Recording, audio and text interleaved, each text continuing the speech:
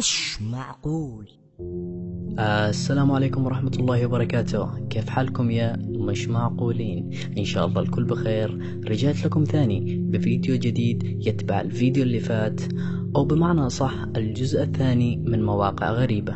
بس قبل ما نبدأ أحب أقول لكم إنه فتحنا صفحة جديدة على الفيسبوك اسمها قناة مش معقول. أتمنى الكل يتابعنا فيها عشان يوصلك كل جديد على الفيس.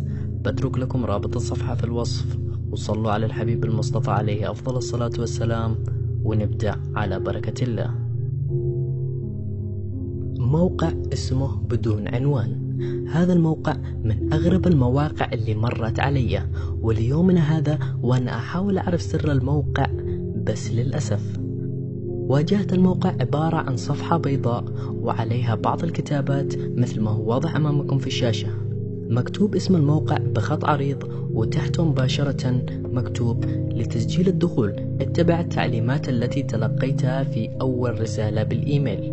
وبمجرد أنك تحاول تسجل دخولك بيطلب منك اسم المستخدم وكلمة السر، فأكيد ما في عندنا لا اسم مستخدم ولا كلمة سر. في تحت برضو مكتوب: إذا كنت عضو جديد ارسل المعلومات المطلوبة إلى الإيميل هذا. إيش المعلومات المطلوبة؟ الله أعلم. وكمان مكتوب تحت بالأخير: أكيد أنت عارف إيش المعلومات المطلوبة، إذا ما كنت عارف رجاء لا تحاول أو تسأل، شكرا. أنا راسلتهم أكثر من مرة، ورسلت لهم عدة معلومات كنت أعتقد أنها هي المعلومات المطلوبة، بس للأسف كل المعلومات اللي رسلتها لهم ما وافقوا عليها. في إشاعات تقول أن الموقع يجمع أكبر الهاكرز في العالم، وفي ناس ثانية تقول إن الموقع فيه أشياء إجرامية وفيديوهات مخيفة من الديب ويب والدارك ويب والله أعلم. أتمنى كل واحد يكتب لنا في كومنت إيش تعتقد تكون المعلومات المطلوبة لتسجيل الدخول في الموقع، وإيش تعتقد تكون الأشياء الموجودة في الموقع.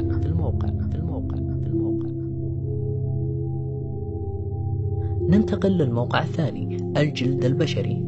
كلنا نعرف انه في مواقع شوب تبيع اشياء منها الحلو ومنها المقرف، وتكلمنا بالفيديو اللي فات عن المتجر المقرف اللي يبيع حليب مستخدم. اللي ما شاف الفيديو يرجع ويشوفه. والحين طلع لنا موقع ثاني اسمه الجلد البشري، وهذا الموقع كمان متجر يبيع حقائب وأحذية وجواكت، وكلها مصنوعة من الجلد. بس الغريب في الموقع إن كل شيء عندهم مصنوع من الجلد البشري. تخيل إنك تلبس جاكيت وتاخذ محفظة في جيبك مصنوعة من جلد إنسان. وكمان يقول الموقع إن كل شيء في الموقع مصنوع من جلد أناس قد ماتوا وتبرعوا بجلودهم.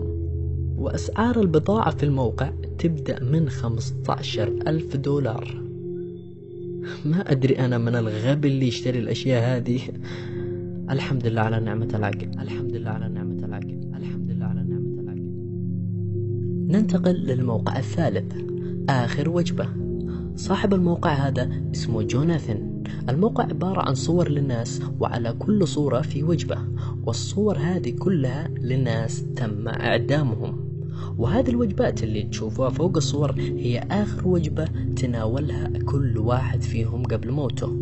ما أدري ليش جوناثان جمع صور المحكوم عليهم بالإعدام ووثق وجباتهم الأخيرة وحطها في الموقع هذا. بصراحة أنا أشوفه شيء تافه يعني وما له داعي. على العموم انتهى الفيديو لهذا اليوم، وأتمنى يكون الفيديو نال إعجابكم، ولا تحرمونا من لايكاتكم، واللايك عبارة عن ضغطة زر. صدقني ما راح تخسر شيء، أنت كذا تشجعنا نستمر وننزل فيديوهات أكثر. وإذا ما كنت مشترك في القناة اشترك في القناة عشان يوصلك كل جديد. وكمان ما تنسوا صفحتنا على الفيسبوك اسمها قناة مش معقول، وهذا حسابنا على الانستغرام، أتمنى الكل يزورنا فيه. كومنتات. كلنا عارفين انه صاحب اول كومنت من كل فيديو راح ينعرض اول واحد، وصاحب اول كومنت بالفيديو اللي فات كان لاخونا مستر علاوي جيمر، وقال اول. يا هلا وسهلا فيك، نورت. هشام يقول: احسنت مش معقول، قناة رائعة وفيديوهات مرعبة، لكن أنا من أول متابعين القناة لم يظهر أي تعليق، أتمنى تظهر تعليقي. أحبك في الله. أحبك الله الذي أحببتني فيه يا غالي، بخصوص الكومنتات، والله لو بيدي أنا كنت أنشر كل الكومنتات، بس أنتوا عارفين الوضع ما يسمح. بس إن شاء الله كل واحد بياخد حقه مع الأيام. جريت كينج يقول يا أخي حرام عليك، نفسي أطلع في الكومنتات، ده أنا هددتك وما طلعتش، اترجيتك وما طلعتش، أعمل إيه؟ بس أعمل إيه؟ والله الراجل ده بيتكلم كلام زي الفل.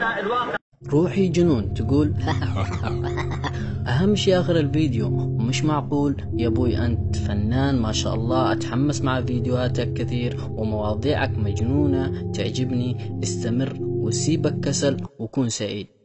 لا أنا من رأيي أكون محسن، لأنه سعيد يعني في البرد ما ينفع الاسم هذا. مالك كيف سيبك كسل وكون سعيد؟ عرفنا سيبك كسل وكون نشيط، أو سيبك حزن وكون سعيد، أما سيبك كسل وكون سعيد لا هذه أول مرة أسمعها. سوسو حسن تقول القناة صراحة تجنن، بس عندي سؤال، الحين أنتم مسلمين ولا لا؟ طالما قول السؤال تاني. مينو منيب يقول يا مش معقول يا أخي، والله فيديوهاتك ظريفة ومرعبة بنفس الوقت، المهم استمر. وانا الصراحة في كل مقطع اكتب كومنت كومنت كومنت كومنت، بس ولا مرة انعرضت. يا اخي شوف انا عندك انا والله شايفكم كلكم وشايف كل الكومنتات، ما فيش كومنت يعدي علي الا واقراه، والدليل اني اشوف كل الكومنتات. مو انت نفسك اللي كنت تقول لي قبل فترة علمنا كيف اضبط المزاز مش عارف ايش حياك الله حبيبي. بلاك يقول مش معجون ومواضيعك كلها مش معجونة طيب تعال انت عجنها قال مش معجونة قال. بس قصة الحليب المغرغر يخرب ابليسك من وين جبته؟ تتغرغر وكمان غالي، 150 بشتري فيها بقرة في اليمن واشرب كل يوم بس برضو اهنيك على الحلقة الحلوة، استمتعت. تسلم يا غالي. وبخصوص البقرة اللي بتشتريها ان شاء الله لا تنسى تجيب لي منها حليب، بس امانة ما يكون مغرغر. عقرب جيمر يقول مش معقول انت ماسوني؟ انت مال امك، مال امك انت.